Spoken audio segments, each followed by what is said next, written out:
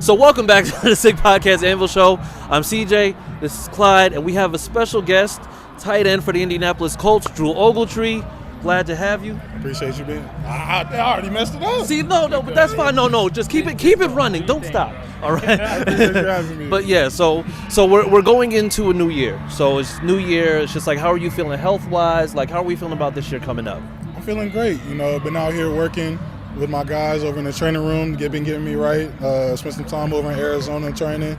I feel great physically, mentally, spiritually, emotionally. So I feel like it's going to be a good season. Yes, absolutely. And I'm going to say it's just like we're going into draft season. What are you hearing in terms of just like draft talk, like what people are talking about in terms of, what we're going to potentially be looking at for the team? I mean, all the talk is like tight end or try to get a defensive guy or anything like that. But mentally for myself, I just try to stay in the moment, stay present, and work what I can work on. Because at the end of the day, it's all about, like mentally, it's all about me. And I got to go out there. I got to put my best foot forward. I got to go out there and show that I'm capable to do it all. And, I'm going to say for the sake of just parity, if we end up drafting a tight end round one, which I just am completely against, if we end up drafting a tight end round one, what is then your approach to how you're going to be looking at that from a competition perspective? I mean, I think it's the same even if we don't draft one. I got to go out there, I got to work, I got to show these coaches, I got to show everybody in this building that I'm capable of really being the guy. And that's who I want to be. And I hope that all the tight ends in the room, and I kind of know all the tight ends in the room, they also want to be that guy. So it's going to be a great competition regardless of who's in that room. Yeah, absolutely. And then I know you mentioned just like rehabbing everything. So it's like, what are the strengths that you've been making sure stay strong, and what are some of the things in your game that that need improvement that you've been really, really trying to hone? I've been on the jugs machine a lot.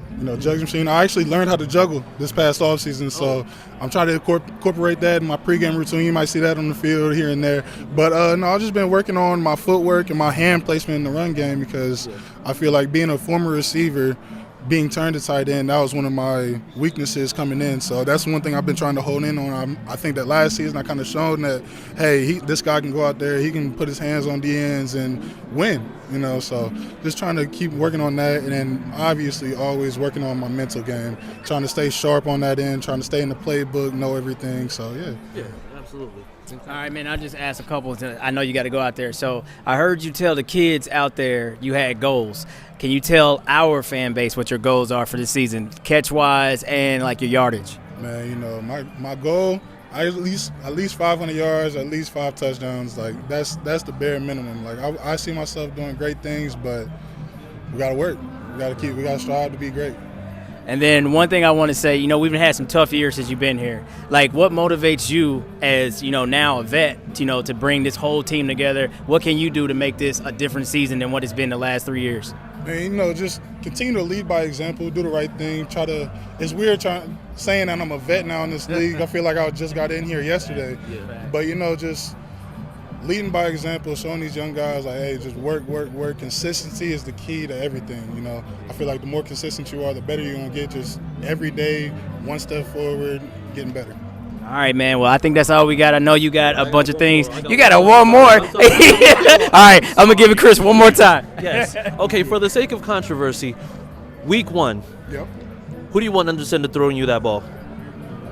A quarterback. He said a quarterback. Good answer. You know what? That's fine. That's good. We're fine with that, okay? But once again, thank you for coming with us, Drew. We thank you for giving us your time. I know you're going to get back out there with the kids.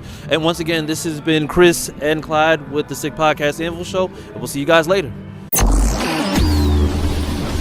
And that's a wrap. Hope you don't miss us too much until next time. Follow the Sick Podcast Anvil Show on YouTube, Instagram, Facebook, Google Play, and Apple Podcasts.